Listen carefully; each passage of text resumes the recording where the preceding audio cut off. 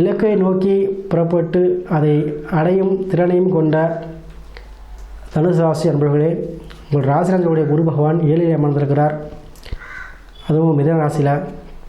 So உங்களுக்கு வியாழன் ஒரு ராசி 7ல் அமர்னால உங்களுக்கு வந்து என்ன பார்த்தீங்கன்னா திருமணம் சார்ந்த விஷயங்கள் அதிகமாக யாரெல்லாம் தடையாக தாமதமாக இருந்துச்சோ அவங்களாம் திருமணம் சார்ந்த விஷயம் நடைபெற போகிறது. ஏன்னா 7ல் வியாழன் நோக்கம்னு சொல்லுவோம். அதே போல் யாரெல்லாம் தொழில் தொடங்க நினச்சிங்கன்னா தொழில் தொடங்குவீங்க. யாரெல்லாம் பெரிய பெரிய பார்ட்னர்ஷிப் பெரிய அரசியல்வாதி பெரிய பணக்கார அமையும் அவங்களாம் அந்த மாதிரி அமையும். மனை மூலமாக உங்களுக்கு ஆதாயம் கிடைக்கும் இந்த மாதம். அதே போல் 3ல் சூரியன் செவ்வாய் சுக்கிரன் புதன் ராகு இருக்கிறனால உங்கள் முயற்சிகள் திண்ணமாக இருக்கும், உறுதியாக செயல்படுவீங்க, உறுதியாக அந்த இலக்கை அடைவீங்க. இந்த மார்ச் மாதம் பார்த்திங்கன்னா மாசி பங்குனி 2 தமிழ் மாதங்கள் வருது. ஸோ கண்டிப்பாக சுழற்சி தனுசு ராசிக்கு நடக்கும். ஆனால் பணங்காசு விஷயத்தில் மட்டும் கொஞ்சம் கவனமாக இருக்கணும், சரிங்களா? நீங்கள் எப்போவுமே ஒரு பண விஷயத்தில் இந்த மாதத்தில் கவனமாக இருப்பது உங்களுக்கு சிறந்த பலனை கொடுக்கும்.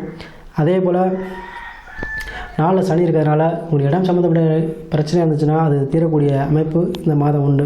உங்களுக்கு குரு 4க்கு அதிபதி வரனால 7ல் இருக்கிறனால வீடு கட்டி கல்யாணம் பண்ணணும், இல்லை கல்யாணம் பண்ணுறதுக்கு முன்னாடி ஒரு வீடை ஆல்ட்ரேஷன் பண்ணணும், இந்த மாதிரி விஷயங்கள் இந்த மாதத்தில் நடக்க போகுது. ஸோ இந்த தனுசு ராசி அன்பர்கள் சிவன் கோயிலில் இருக்கக்கூடிய தட்சிணாமூர்த்தி சுவாமியை வழிபாடு செய்வது இந்த மாதத்தில் அதிக நற்பலனை கொடுக்கும். உங்களுக்கு வேலையின்மை, அந்த பண கஷ்டம் இதெல்லாமே இந்த மாதத்தில் இந்த தட்சிணாமூர்த்தி வழிபாடு செய்யும் மூலமாக உங்களுக்கு கண்டிப்பாக நல்லதே நடக்குங்க. வழிபாடு எந்த விஷயமும் வழிபாடு செஞ்சுட்டு கிளம்புங்க. உங்களுக்கு எண்ணம் போல் இந்த மாதத்தில் எல்லாமே நடக்கும்.